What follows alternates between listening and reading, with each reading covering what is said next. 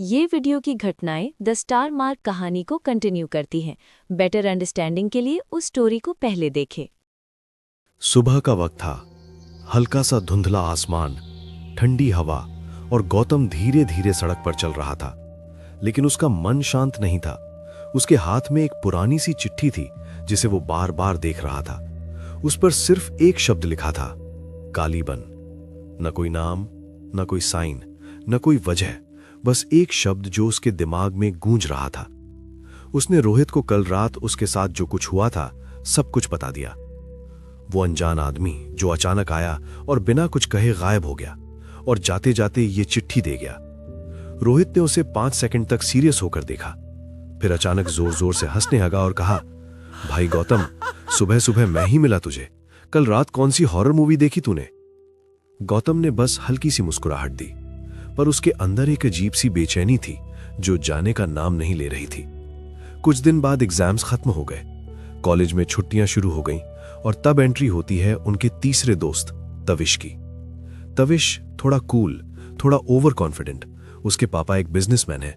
एक दिन उसने कैजुअली बोला, गाइज, पापा ने एक मैंशन खरीदा है। रोहित की आंखें चमक उठी। कांग्रेट्स भाई, पार्टी कब और कहां है? तविश ने जवाब दिया, उग्रकूट नाम के गांव में। यह नाम सुनते ही गौतम 1 सेकंड के लिए चुप हो गया। गांव? उसने धीरे से पूछा। रोहित तुरंत बोला, चल भाई, थोड़ा एडवेंचर हो जाएगा। वैसे भी तू ज्यादा सीरियस रहता है, थोड़ा हवा पानी चेंज हो जाए तो तेरा दिमाग भी ठिकाने पे आ जाएगा। गौतम पहले मना कर रहा था, पर रोहित की जिद और तविश के कॉन्फिडेंस के आगे उसे हां कहनी ही पड़ी। प्लान बना 2 दिन बाद का। 2 दिन बाद तीनों कार में निकले।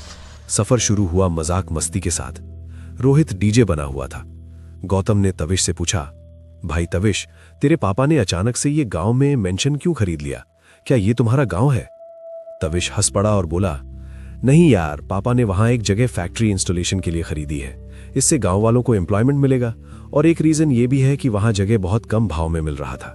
पापा ने वहां इन्वेस्ट कर दिया। साथ ही गांव में एक मैंशन खाली पड़ा हुआ था जिसमें कई सालों से कोई नहीं रहता था, तो पापा ने वो भी बहुत कम प्राइस में परचेज कर लिया। रोहित ने पूछा, हम वहां जाकर क्या करेंगे? हम ना तो वहां के लोगों को जानते हैं और ना ही वहां के बारे में कुछ पता है। तविश ने चिल टोन में जवाब दिया, चिल यार, मेरे मम्मी पापा दोनों वहीं हैं। हम सब बस कुछ दिन के लिए वहां जाएंगे, आसपास घूमेंगे और 3-4 दिन में वापस आ जाएंगे। दोपहर का टाइम था।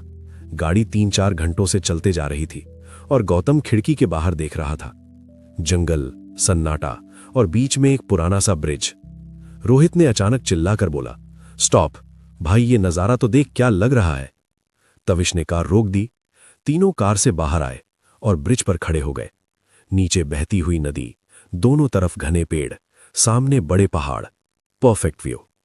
रोहित ने फोन निकाला और बोला, भाई फोटो लेना। गौतम फोटो लेने आगे बढ़ा और तब उसने देखा, ब्रिज के नीचे पानी के बीच कुछ लोग खड़े थे। उनके चेहरे बिल्कुल सफेद, आंखें काली और चमड़ी हल्की सी लटकी हुई। वो सीधा गौतम की तरफ देख रहे थे। उसका हाथ कांप गया। गौतम चिल्लाया, रोहित, तविश, पीछे देखो। दोनों तुरंत मुड़े, लेकिन वहां कोई नहीं था, बस नदी और एक गहरा सन्नाटा। रोहित बोला, भाई अगर प्रैंक है ना तो मैं तुझे नदी में धक्का दे दूंगा।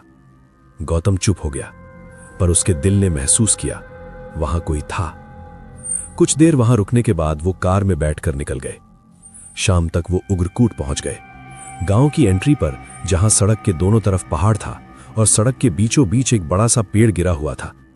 रोहित धीरे से बोला, ये थोड़ा ज्यादा फिल्मी नहीं लग रहा है? जैसे कोई कह रहा हो, welcome but don't enter. Tavish हंसा और बोला, पहाड़ी इलाके में हवा के वजह से गिर गया होगा पेड़। अभी के लिए गाड़ी यहीं साइड में पार्क कर देते हैं, गांव में चलते हैं। गांव वालों की मदद से रास्ता साफ कर लेंगे, फिर कार अंदर ले आएंगे। सबने हाँ में सिर हिलाया।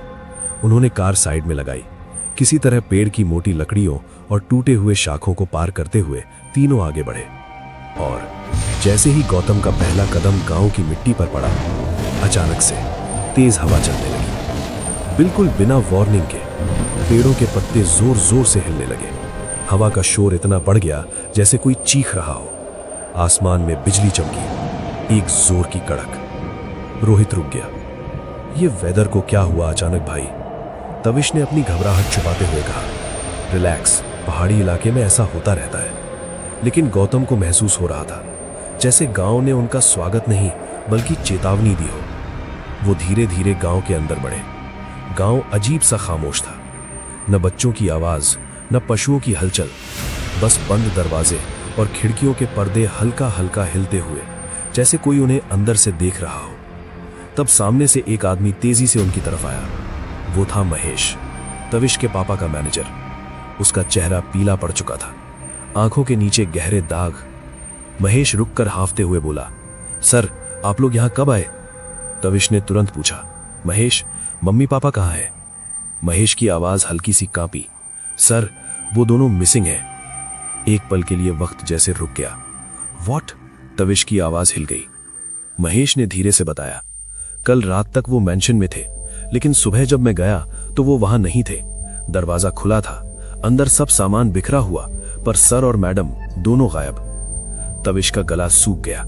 उनके साथ क्या हुआ? महेश ने नजर झुका ली।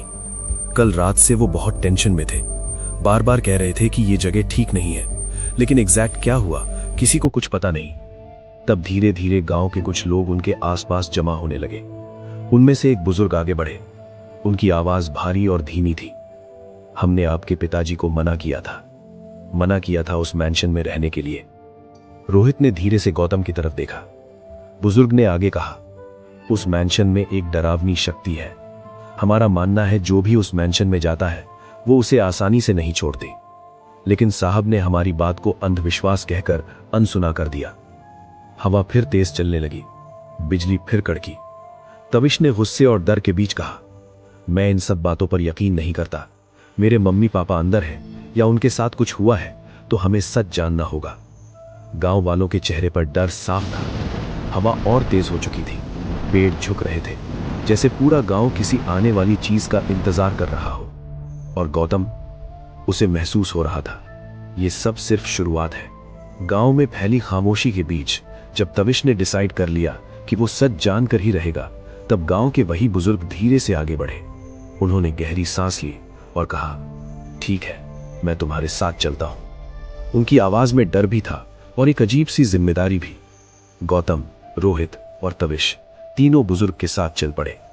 रास्ता कच्चा था, पेड़ों की परछाइयां जमीन पर हिल रही थी, हवा का शोर बढ़ता जा रहा था, और कुछ ही देर बाद वो सब उस जगह के सामने खड़े थे जहां से सब कुछ शुरू हुआ था, मैंशन। बुजुर्ग ने कांपते हाथ से आगे इशारा किया, यही है वो मैंशन जहां से आपके माता पिता गायब हुए हैं। तीनों ने एक साथ ऊपर देखा। मैंशन सच में बहुत बड़ा था। अंधेरे में उसकी ऊंची दीवारें और टूटी हुई खिड़कियां और भी डरावनी लग रही थी। कम से कम 30 से 40 कमरे तो होंगे ही। बैल्कनियों के ग्रिल जंग लगे हुए, दीवारों पर काली पड़ी हुई पेंट, जैसे सालों से किसी ने उसे छुआ तक ना हो। दरवाजा आधा खुला था और हवा के साथ धीरे धीरे कर कर की आवाज कर रहा था। रोहित ने हल्की सी नर्वस हंसी के साथ कहा, भाई ये तो हॉरर मूवी का सेट लग रहा है। लेकिन इस बार कोई नहीं हंसा। तविश का चेहरा सख्त हो चुका था। गौतम ने धीरे से कहा, हम अंदर जाकर एक बार देखना चाहते हैं। बुजुर्ग ने तुरंत मना करने की कोशिश की, बेटा, अंधेरा होने वाला है, ये वक्त ठीक नहीं है। लेकिन तविश ने बीच में ही कहा, मेरे मम्मी पापा अंदर थे, मुझे देखना होगा। एक पल की खामोशी के बाद चारों ने दरवाजा धक्का देकर खोला। दरवाजा अपनी पुरानी जंजीरों के साथ कढ़ा उठा। अंदर कदम रखते ही एक ठंडी हवा का झोंका उनके चेहरों से टकराया। अंधेरा घना था, सिर्फ टूटी हुई खिड़कियों से हल्की सी रोशनी आ रही थी। और फिर उन्होंने अंदर का मंजर देखा। फर्नीचर उल्टा पड़ा था, कुर्सियां टूटी हुई, टेबल एक कोने में गिरा हुआ, दीवारों पर गहरे स्क्रैच मार्क्स, जैसे किसी ने नाखून घसीटकर निशान बनाए हो। बेड और जमीन पर शीशे के टुकड़े पड़े थे, जैसे किसी ने गुस्से में सब कुछ तोड़ दिया हो। माहौल में मिट्टी, पुरानी लकड़ी और कुछ अजीब सी बदबू घुली हुई थी। रोहित की आवाज धीमी पड़ गई, ये सब क्या हुआ यहां? तविश धीरे धीरे आगे बढ़ा, मम्मी, पापा।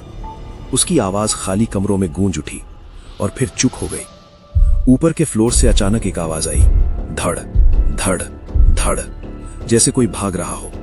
सब एक साथ ऊपर की तरफ देखने लगे। गौतम का दिल जोर जोर से धड़क रहा था। उसे महसूस हो रहा था जैसे कोई उन्हें देख रहा हो। अंधेरे में किसी कोने से। बुजुर्ग की आवाज कांपी। मैंने कहा था ये जगह ठीक नहीं है। तब अचानक एक कमरे का दरवाजा अपने आप धीरे से हिलने लगा। कर कर फिर एक जोर की आवाज के साथ बंद हो गया। धाम। चारों झटके से पीछे हट गए। रोहित की सांस तेज हो गई और उस पल उसे एक अजीब सा एहसास हुआ, जैसे मैंशन सिर्फ एक इमारत नहीं बल्कि जिंदा हो और उनके आने का इंतजार कर रहा था। अंदर का वो मंजर देखकर वो सब सच में शॉक हो गए। तब गौतम को पीछे से सरसराहट की आवाज आई। वो मुड़कर देखता है, स्टेयरकेस के पास एक पल के लिए काली सी धुंधली आकृति दिखी और फिर गायब। बुजुर्ग जोर से बोले, अंधेरा हो रहा है, अभी यहाँ रुकना सही नहीं है, चलो निकलते हैं। सब वहां से निकल गए और बुजुर्ग ने कहा, बच्चों आप लोग यहाँ मत रहो, हमारे गांव में एक गेस्ट हाउस है, हम आप लोगों के रहने का इंतजाम वहां कर देंगे। वो सब गेस्ट हाउस चलने के लिए तैयार हो गए और अपना सामान लेकर गेस्ट हाउस चले गए। उस रात तीनों ने थोड़ा थोड़ा खाना खाया और गेस्ट हाउस में ही सब सो गए।